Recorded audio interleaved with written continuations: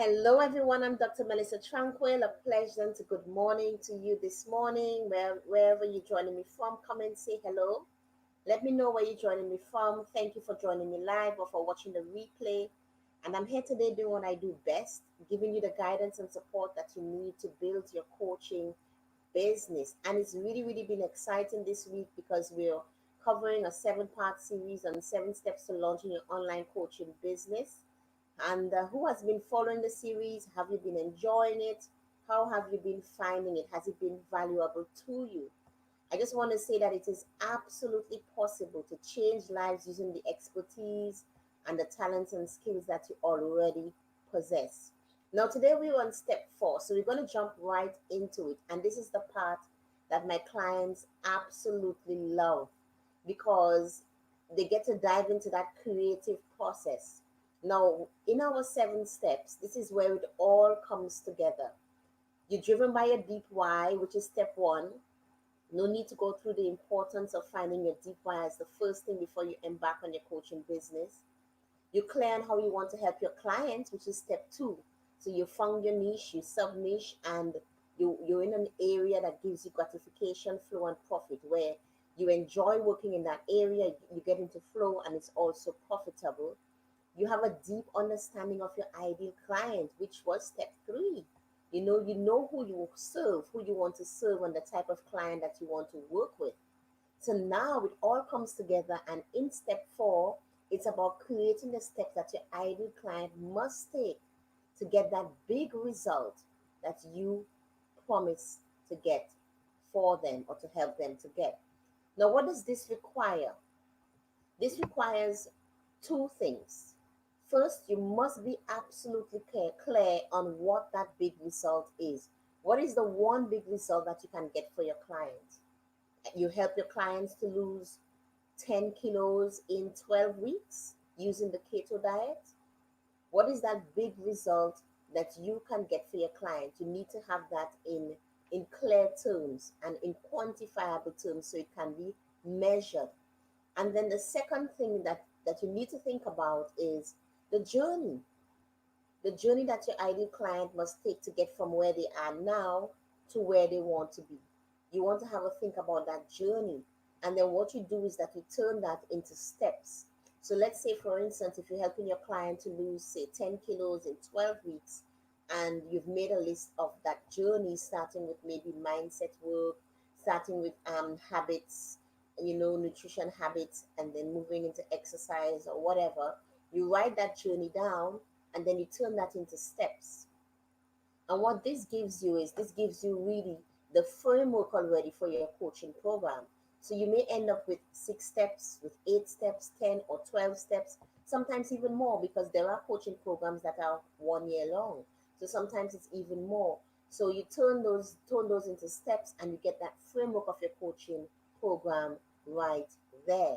Now, those steps that you've now identified as your client journey that they need to take from where they are now when they first met you to get to the big result, the transformation that you've promised that they will get at the end, you turn that into weeks, and now you have the length of your coaching program.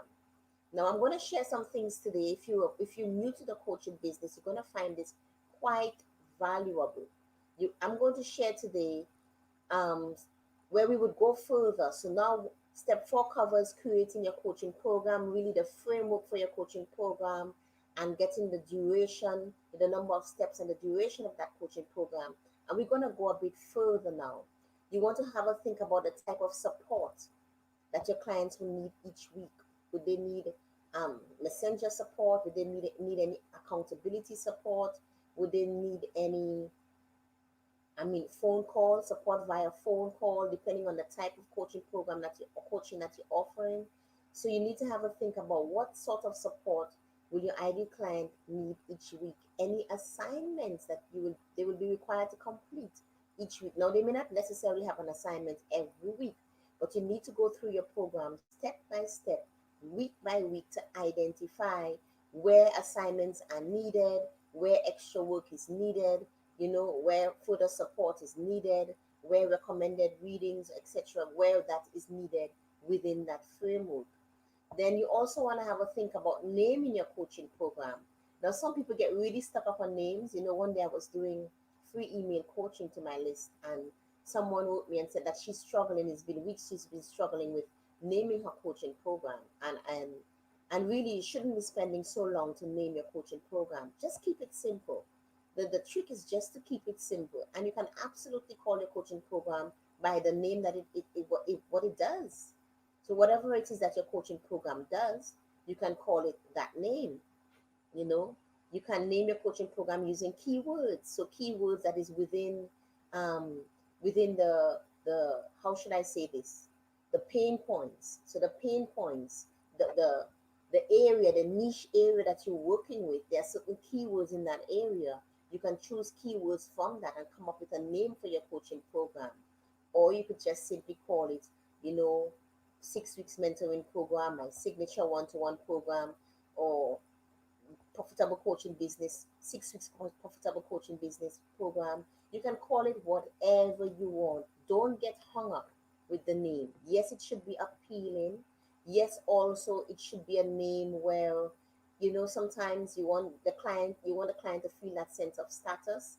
Like one of my coaching programs, it's called Life by Design Elite Coaching Program. So already it gives the clients this sense of status, right?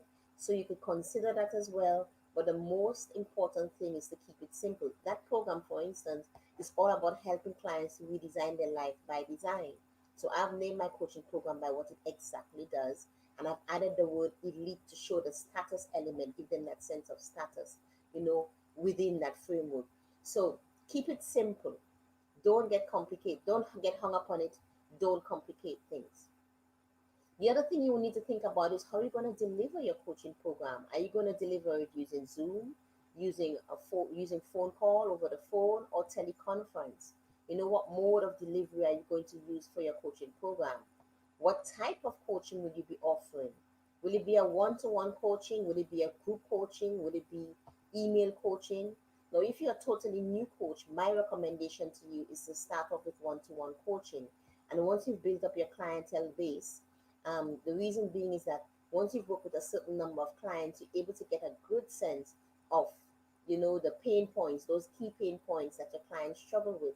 And you will be able to get a good sense of how to go about now creating a group coaching program that responds to your typical client needs. So if you're a completely new coach, I do recommend that you start with one-to-one clients first of all, right?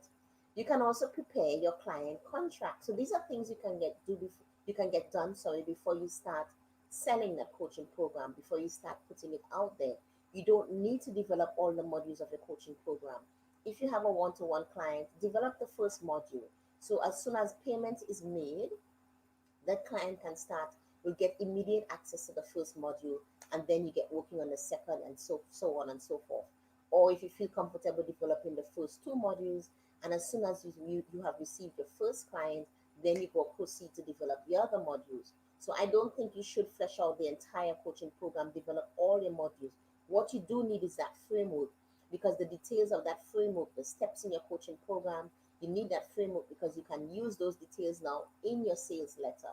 You can use those details in your offer document that your clients will get to see what your coaching program is about, what it can do for them, and the journey that it's going to take them on from where they are now to where they want to be. So you definitely need to have that framework in place.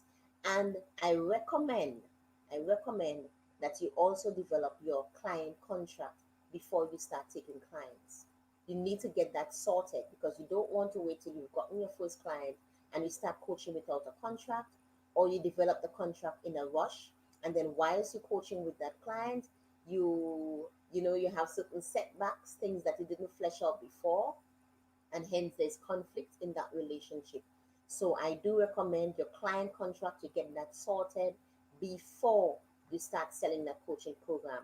Some of the things that you could put in that client contract or agreement include your confidentiality clause, assuring them that everything is kept confidential, how you manage the data, copyright and intellectual property, payment terms, referring to cancellation, how do they the procedure for going about cancellation, and how many hours you should cancel in advance, attendance and participation. So you should have some clause in there referring to the attendance that's required and the participation that is required during coaching sessions. The structure of the coaching sessions also should be in there. Assignments and their responsibility should be in there. Let's see, your availability. So when you're coaching clients, so if you're a coach, for instance, you may have different level of clients that get different levels of access. So depending on the client that you're serving and the program that you're offering, you may need to tweak your contract. You have different contracts. So when you're working with that particular client, what sort of availability will that client have? Will you have for that client? So say for instance, you may find for some clients they only get the Zoom one-to-one coaching, that personal coaching via Zoom, and they get the email support. Whereas you may have other clients who, they're at a higher level and they don't just get that, but they get that plus they get that messenger support via Vox Messenger, etc.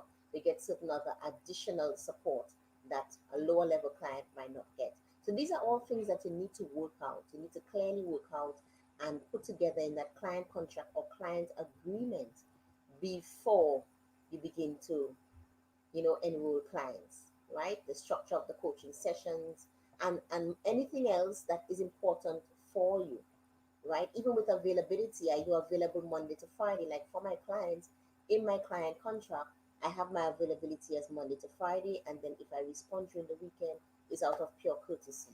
And I do respond during the weekend when they reply, but they understand then that it's out of pure courtesy. You don't have to be available 24 out of 24. If you're working in a 9 to 5 job, you're only available Monday to Friday. So why, if you're running your own business, you have to be available 24 out of 7? Doesn't make sense, right? You need to have that line of demarcation. You must have that line of demarcation. This is your work time, this is your family time or weekend time. So you need all these details to be in your client contract. This is something that you need to get fleshed out before. Even with return of assignments, assignments must be returned. I have these details in my client contract as well. 48 hours before our next coaching call. You need to have everything fleshed out so there are no unanswered questions and there is no potential conflict that can arise once you start working with that client. So let me know if you've been enjoying this. Hello, Joy. She says, I hope everything is okay with you and your family. I'm happy to be here. Hello, Joy. Everything is okay. Thank you so much, my darling. It's lovely to see you. How are you and your family doing? I'm happy to have you here as well. And if you're ever considering um, launching your coaching business, you go back, you watch step one, and step one, two, three. We did step four today, and step four was in quite detail on creating that framework for your coaching program, the things that you need to consider in designing a client contract or client agreement. And let me just say as I close, if you are a completely new coach and if you're struggling with your coaching business, right? And you're ready to get some help, just reach out to me. That's all I'm gonna say. If you're a new coach and you really really have that passion, you want to use your talents, you want to use your expertise to help others, and you want to get that guidance to start your coaching business so that you could start it off on the right foot and you could lessen your learning curve and you could avoid some of the common mistakes that coaches make when they're starting their coaching business. If you're ready to get support, just send me an email or send me a message and reach out to me. I'll be happy to get in touch with you and we'll have a chat about it. So thank you so much for joining me live. If you're watching the replay, hashtag replay. Let me know if this training has been valuable to you. It's my pleasure always to come and do what I do best, love doing best. And as one of our services in this case is helping you to build your coaching business. Have an awesome day, everyone, and a lovely weekend. And I'll be back on Monday with step 5. Bye for now. Bye, Joy. Have a lovely weekend, my darling.